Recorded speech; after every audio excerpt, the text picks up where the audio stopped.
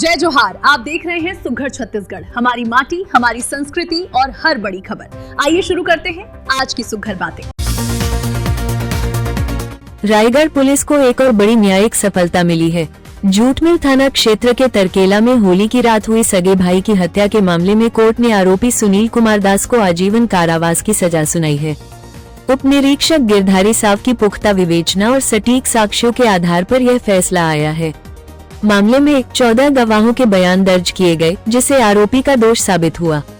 वहीं कोर्ट ने बेटे को बचाने के लिए झूठी गवाही देने वाले पिता के खिलाफ भी कार्रवाई के निर्देश दिए हैं। ये रायगढ़ पुलिस की पेशेवर जांच और अपराधियों को सजा दिलाने की प्रतिबद्धता को दर्शाता है। रायगढ़ की कोतरा रोड पुलिस ने लापता नाबालिग बालिका को सकुशल बरामद करते हुए आरोपी युवक को गिरफ्तार कर लिया है। जानकारी के मुताबिक 1 दिसंबर को दर्ज हुई शिकायत के बाद पुलिस लगातार बालिका की तलाश कर रही थी। मुखबिर की सूचना पर पुलिस ने दीनदयाल कॉलोनी के एक किराए के मकान से आरोपी नरेश तिग्गा के कब्जे से बालिका को दस्तयाब किया।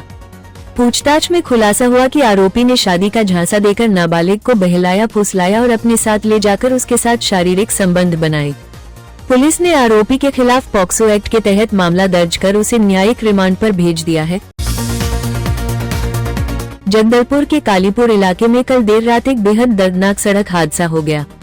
यहां एक तेज रफ्तार स्कॉर्पियो अनियंत्रित होकर सड़क किनारे तालाब में जा घुसी।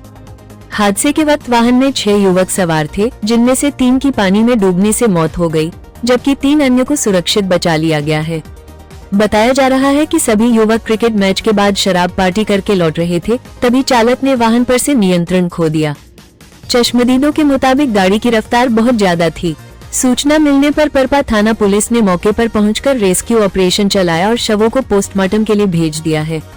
पुलिस अब मामले की बारीकी से जांच कर रही है। छत्तीसगढ़ में रफ्तार का कहर थमने का नाम नहीं ले रहा है। आज प्रदेश में 2 अलग अलग जगहों पर हुए भीषण हादसों में कई लोग घायल हुए हैं। पहली घटना जशपुर के फरसाबहार इलाके की है, जहां एक कुत्ते को बचाने के चक्कर में बालाजी ट्रेवल्स की बस अनियंत्रित होकर पलट गई। हादसे के वक्त बस में दर्जनों यात्री सवार थे। वहीं दूसरी घटना बलौदाबाजार जिले की है, जहां टायर फटने से एक तेज रफ्तार स्कॉर्पियो सीधे ट्रेलर से जा टकराई। टक्कर इतनी भयानक थी कि स्कॉर्पियो के परखच्चे उड़ गए। बताया जा रहा है कि गाड़ी में सवार 6 लोग रायपुर में सत्संग कार्यक्रम में शामिल होने जा रहे थे। सभी घायलों को नजदीकी अस्पतालों में भर्ती कराया गया है, जहां उनका इलाज जारी है। रायगढ़ की धान समितियों में भ्रष्टाचार का एक नया तरीका सामने आया है। यहाँ किसानों से तौल के समय प्रति बोरा ज्यादा धान लिया जा रहा है, जिसे बाद में निकालकर अलग बोरों में भरकर अवैध रूप से खपाया जा रहा है। इस खेल का खुलासा तब हुआ जब राइस मिलर्स के उठाव में भारी वजन कम मिला। जयमुरा और लिब्रा जैसी कई समितियों में ये गड़बड़ी पाई गई है, जिसके बाद सहायक समिति प्रबंधक को सस्पेंड कर दिया गया है। मामले की गंभीरता को देखते हुए मार्कफेड ने फिलहाल धान के उठाव पर रोक लगा दी है और अब खरीदी के बाद भौतिक सत्यापन कराया जाएगा। रायगढ़ जिले की ACCL खदानों में इन दिनों कोयले के खेल के साथ साथ वसूली का बड़ा साम्राज्य खड़ा हो गया है। बरौद, बेजारी और जामपाली माइंस में एक विशेष गैंग का एकाधिकार है, जो ट्रांसपोर्टरों और गाड़ी मालिकों से जबरन मंथली एंट्री टैक्स वसूल रहा है। शिकायत के मुताबिक इस गैंग में ज्यादातर बाहरी लोग शामिल हैं, जो स्थानीय लोगों को काम करने से रोक रहे हैं। जो वसूली देने से मना करता है, उसके ड्यू उठाव में रुकावटें पैदा की जाती हैं।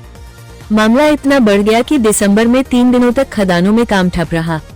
अब ट्रांसपोर्टरों ने इसकी लिखित शिकायत ACCL CMD से की है, जिसके बाद जांच और सख्त कार्रवाई के आदेश जारी किए गए हैं।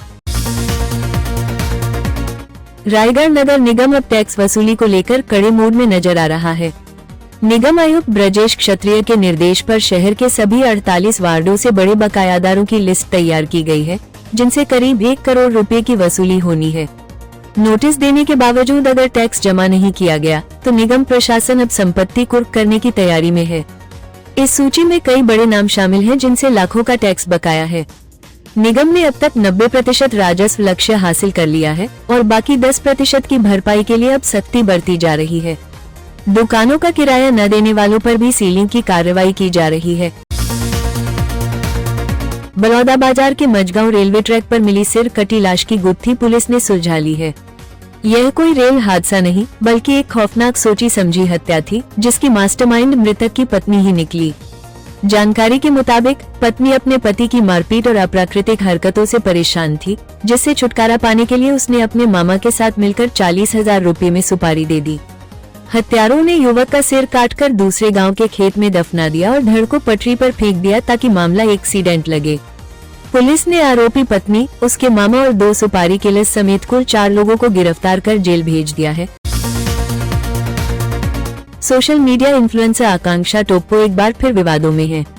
रामानुजगंज में भाजपा कार्यकर्ताओं ने उनके खिलाफ थाने में लिखित शिकायत दर्ज कराई है। आरोप है कि आकांक्षा ने मंत्री रामविचार नेताम के खिलाफ अभद्र और आपत्तिजनक टिप्पणी की है। इससे पहले भी मंत्री लक्ष्मी रागवाड़े और विधायक रामकुमार टोप्पो पर कमेंट करने के लिए उन्हें गिरफ्तार किया गया था। जमानत पर बाहर आने के बाद आकांक्षा ने फिर से वीडियो जारी किए थे, जिसे लेकर अब भाजपा कार्यकर्ताओं ने सख्त कार्रवाई और गिरफ्तारी की मांग की है। पुलिस इस नई शिकायत के आधार पर अब आगे की जांच कर रही है। लोरमी के झजपुरी गांव में जैतखाम अग्निकांड के बाद अब हालात सामान्य होते दिख रहे हैं। प्रशासन और सतनामी समाज के बीच हुई 3 दौर की बैठक के बाद आपसी सहमति से नए जैतखाम की स्थापना का काम शुरू कर दिया गया है। आज सुबह विधि विधान से पूजा अर्चना के बाद स्थापना की प्रक्रिया प्रारंभ हुई।